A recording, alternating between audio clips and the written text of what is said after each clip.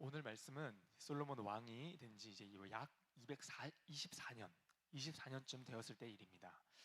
그는 여호와의 성전과 왕궁, 그리고 자신이 이루고자 했던 성전 건축을 모든 건축을 마친 상태였습니다.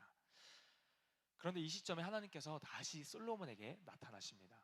하나님께서 솔로몬에게 처음 나타나셨던 때는 열왕기상 3장에 기브온에서 하나님께 일천번제를 드릴 때였습니다. 그때 하나님은 솔로몬에게 내가 너에게 무엇을 주기 원하느냐 물으시면서 솔로몬을 축복하기에 찾아오셨습니다. 하지만 오늘 본문에서는요, 그때와는 말씀하시는 분위기가 사뭇 다릅니다. 하나님은 오늘 솔로몬에게 오셔서 이렇게 말씀하십니다. 오늘 본문 6절과 9절 말씀 함께 읽겠습니다. 만일 너희나 너희의 자손이 아주 돌아서서 나를 따르지 아니하며 내가 너희 앞에 둔 나의 계명과 법도를 지키지 아니하고 가서 다른 신을 섬겨 그것을 경배하면 내가 이스라엘을 내가 그들에게 준 땅에서 끊어버릴 것이요 내 이름을 위하여 내가 거룩하게 구별한 이 성전이라도 내 앞에서 던져 버리리니 이스라엘은 모든 민족 가운데서 속담거리와 이야기거리가 될 것이며 이 성전이 높을지라도 지나가는 자마다 놀라며 비웃어 이르되 여호와께서 무슨 까닭으로 이 땅과 이 성전에 이같이 행하셨는고 하면 대답하기를 그들이 그들의 조상들을 애굽 땅에서 인도하여 내신 그들의 하나님 여호와를 버리고 다른 신을 따라가서 그를 경배하여 섬김으로 여호와께서 이 모든 재앙을 그들에게 내리심이라 하리라 하셨더라. 아멘. 만일 너희가 나를 떠나 다른 신을 섬기면 내가 이 땅에서 너희를 끊어버리고 이 성전이라도 내가 던져버리겠다. 그리고 너희가 너희 모든 민족 가운데 비방거리가 되게 할 것이다. 이렇게 말씀하십니다. 왜 하나님은 지금 솔로몬에게 이런 말씀을 하시는 걸까요? 지금 솔로몬은요, 인생에 있어서 가장 황금기를 맞이하고 있습니다. 본문 1절을 보시면 그가 지금 수고하여 하나님의 성전을 짓고 자기 왕궁을 건축하며 또 자기가 이루고자 하는 모든 일을 다 마친 그때에 하나님이 찾아오십니다. 지금 솔로몬은 자기가 원하는 대로 모든 것을 이룰 수 있는 삶을 살고 있습니다. 사실 많은 사람들이 그토록 원하고 추구하는 인생이 이런 삶이 아니겠습니까? 내가 하고 싶은 대로, 내가 원하는 대로 좀 살아봤으면 좋겠다. 많은 사람들이 자신이 원하는 꿈과 계획은 가지고는 있지만 이 현실이라는 벽에 막혀서 그걸 이루지 못하는 게 사실 우리 대부분의 사람들의 삶일 것입니다. 그런데 솔로몬은요, 지금 자기가 원하는 것, 생각하는 것, 계획한 것들을 다 이루는 삶을 살고 있습니다. 그는 지금 인생에 있어서 가장 절정에 이르는 삶을 살아가고 있는데요. 그리고 이스라엘 안에서도 지금 태평성대와 같은 시대를 보내고 있습니다. 그런데 지금 하나님께서는 오늘 솔로몬에게 찾아오셔서는 마치 경고의 메시지와 같은 말씀을 전하신다는 겁니다. 내가 만약 다윗 아버지와 같이 행하고 마음을 온전하게 하여 내 법도와 율례를 지키면 내가 너의 왕위를 영원히 견고하게 할 것이다. 그런데 너가 내 만약 언약을 버리고 나와의 관계를 깨트리면 내가 너에게 이러이러한 재앙을 내릴 것이고 내 이름을 두기로 한 성전일지라도 내가 버려버릴 것이다. 이렇게 말씀하시면서 지금 솔로몬에게 경고의 메시지를 던지고 있는 겁니다. 그렇다면 하나님은 지금 솔로몬이 이렇게 승승장구하고 잘 나가는 이 타이밍에 오셔서 왜 이런 경고의 메시지를 하시는 걸까요? 그것은요, 지금 솔로몬의 초점이, 그리고 솔로몬의 마음의 중심이요, 하나님으로부터 조금씩 벗어나고 있었기 때문입니다. 그가 이제 하나님이 원하시지 않는 모습으로 변질되어 가고 있었기 때문에 하나님은 그런 솔로몬을 깨우치기 위해서 그의 삶에 찾아오십니다. 지금 솔로몬은 겉으로는 잘 나가는 인생, 또 모든 것을 갖추고 소위 세상에서 말하는 또 부러워하는 성공한 인생을 살고 있지만요, 그러나 그의 영적 상태는 점점 더 침체되고 또 하나님과의 관계가 멀어지고 있다는 것을 오늘 말씀을 통해 우리가 알 수가 있습니다. 우리 인간은요, 누구나 무언가를 추구하며 살아갑니다. 그런데 그 사람이 지금 무엇을 추구하며 어떤 생각을 하며 살아가는지 파악할 수 있는 방법이 뭔지 아십니까? 그것은 그 상대방이 지금 무슨 말을 주로 하고 있는지, 그리고 그가 어떤 행동을 하고 있는지를 보면 단번에 우리가 파악할 수 있는데요, 사람은 결국 자기가 추구하는 것이 삶의 그대로 반영되기 마련입니다. 지금 하나님께서 솔로몬에게 찾아오신 이유도요, 솔로몬의 삶을 살펴봤을 때 지금 그가 추구하는 방향과 그의 마음이 이미 하나님이 아닌 다른 곳으로 향해 있었기 때문에 그를 깨우치고자 하나님이 찾아오십니다. 그렇다면 지금 솔로몬은 무엇을 추구하고 있습니까? 첫 번째로는 바로 물질입니다. 솔로몬은 지금 어느샌가 바로 이 향금, 금을 추구하는 것을 우리가 보게 되는데요, 물질을 추구하는 것을 우리가 볼 수 있습니다. 본문 10절을 보시면 솔로몬은 성전과 왕궁을 20년에 걸쳐 완성합니다.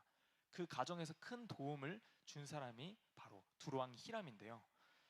그래서 11절을 보면 솔로몬은 갈릴리 땅의 성읍 20곳을 히람에게 줍니다. 겉으로 보면 수고했으니 보상해 준 것처럼 보이지만요, 계속해서 14절을 보시면 히람이 땅을 받은 그 대가로 금 120달란트를 솔로몬에게 보냅니다. 지금 이 모습을 보면 이 두 사람과의 거래가 이루어지는 것을 우리가 볼 수 있습니다. 만약 수고의 보답으로 성읍 20곳을 준 것이라면 히람은 금 120달란트를 솔로몬에게 보내지 않았을 것입니다. 그런데 여기서 중요한 것은 바로 이 땅이요, 하나님이 이스라엘 백성에게 기업으로 주신 갈릴리 땅이라는 겁니다. 하나님이 유업으로 주신 땅은 함부로 사거나 또 팔지 못하도록 율법으로 이미 명시되어 있습니다.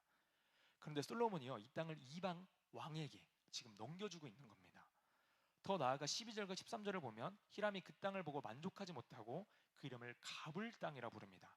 이는 쓸모없는 땅이라는 의미인데요, 그런데 그 땅이 쓸모없는 이 가불 땅을 히람에게 솔로몬이 지금 주고 있는 겁니다.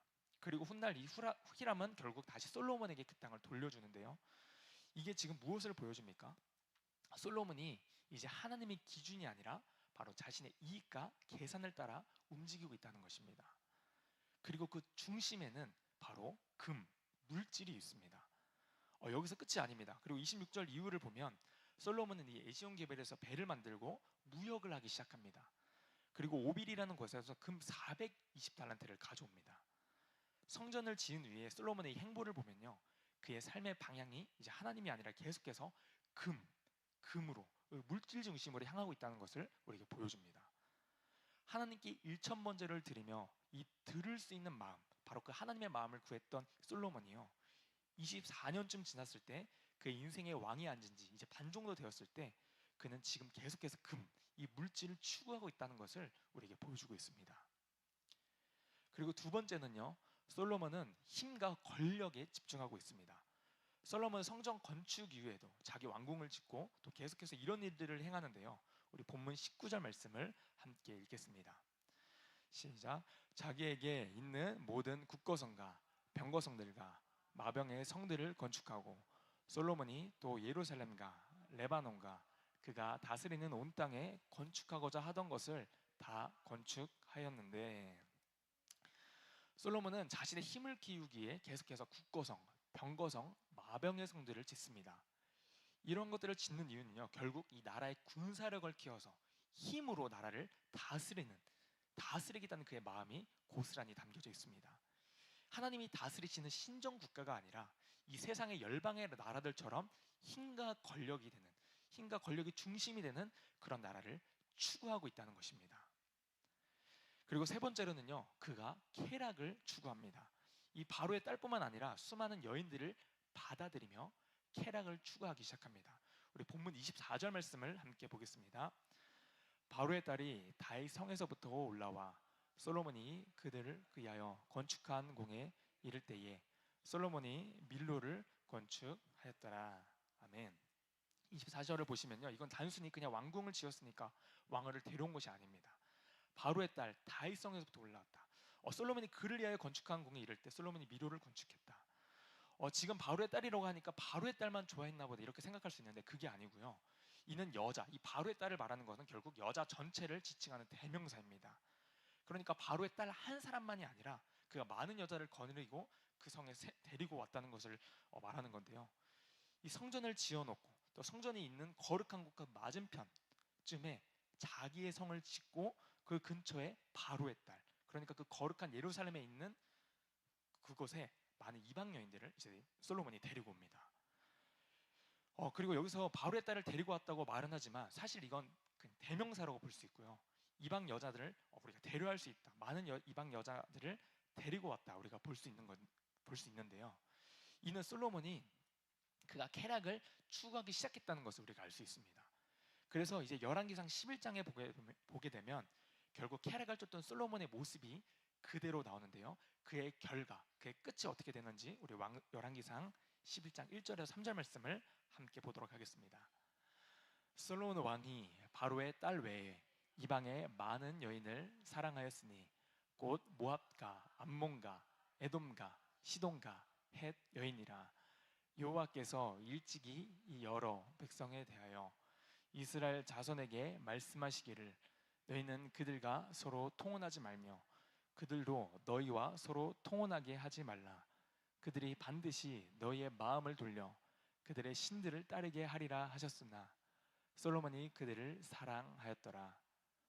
왕은 후궁이 700명이요 첩이 300명이라. 그의 여인들이 왕의 마음을 돌아서게 하였더라. 아멘. 많은 이방 여인들이 결국 그의 신앙을 완전히 무너뜨리는 결정적인 원인이 됩니다. 솔로몬이 이제 그가 물질을 추구하기 시작하고 권력과 힘을 추구하기 시작하더니 이후에는요 쾌락을 추구하기 시작하면서 이 거룩한 성전을 지어놓고 그가 왕궁과 또 많은 건축물들 안에서 이제 이방 여인들과 쾌락을 추구하기 시작하더라는 겁니다. 사랑하는 성도 여러분, 우리는요 보통 고난과 어려움을 마주하면 우리의 인생의 위기가 찾아왔다 느끼지만 우리의 진짜 영적인 위기는요 오히려 우리가 살만할 때, 풍족할 때, 그리고 내가 소원하여 이루고자 했던 모든 일을 마쳤을 때 찾아온다는 것을 오늘 말씀을 통해 우리에게 보여줍니다. 우리의 기도가 응답되어져서 우리 가정이 편안해지고 경제적으로 풍요로워지면요 우리 하나님이 아닌 다른 것들을 더 찾고 의지하려는 유혹에 빠지기가 쉽다는 겁니다. 사실 우리가 이 자리까지 올 수 있었던 것, 그리고 내가 지금 설 수 있었던 것은 다 하나님의 은혜인데 그걸 우리가 망각해버린 채 살아가게 돼버린다는 것입니다. 그렇게 되면요 내 삶의 이 초점이 하나님이 아닌 다른 곳으로 향하게 되는 것이죠. 성도 여러분, 지금 우리의 시선과 우리의 시간, 또 우리의 물질은 지금 어디를 향하고 있으십니까? 우리가 솔로몬처럼 한쪽에 또 거룩한 성전을 지어놓고 그 맞은편에는 자신을 위한 궁을 함께 짓고 있지는 않으십니까? 우리가 때론 하나님께 향하던 우리의 초점과 중심이 흐릿해졌을 때 또는 다른 방향으로 향할 때요 오늘 솔로몬에게 찾아오신 것처럼 우리에게도 하나님께서 찾아오셔서 미리 이렇게 사인을 주십니다.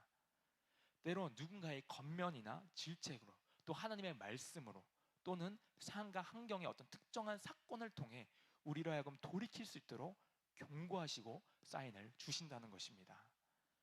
그때 우리는 그 하나님의 경고의 사인을 인지해서 하루속히 하나님께 우리의 모든 시선과 초점을 다시 주님께 향하기를 소망합니다.